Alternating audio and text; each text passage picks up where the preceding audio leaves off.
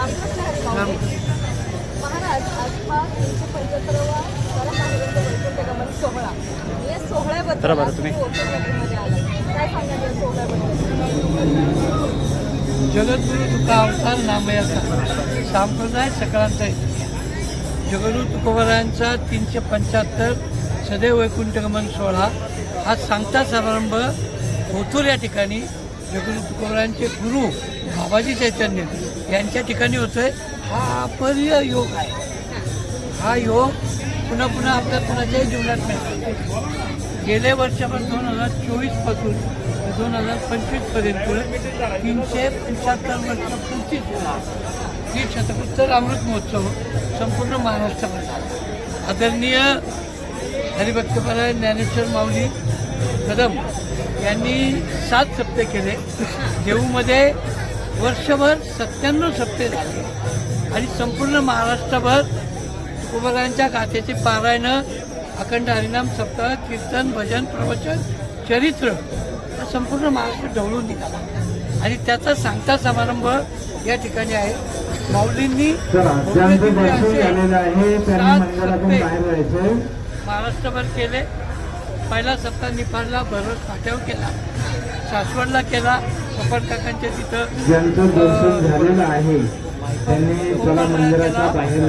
आता शेवटचा सांगता समारंभ साजरा होतोय. भांडा पैठ्याला केला आणि असा समारोह या ठिकाणी होतोय.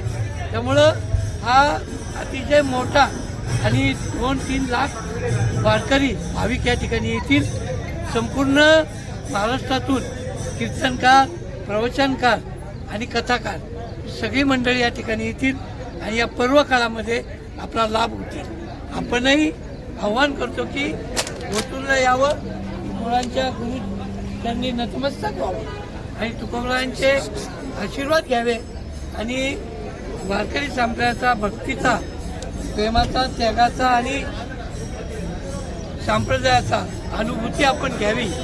कारण ज्ञानदेवे रचीला पाया उभारले देवालया, तुका झालाचे कळस भजन करा सांग कलस ताने असणाऱ्या तुकोबारायांचे तुका म्हणे सोपी केली पाय वाटत उतराया म्हणून सांगायचे. म्हणजे आज सगळ्यात सोपा परमार्थ तुकोबारांनी सहज आचरण करून जगाला सांगितलं आहे.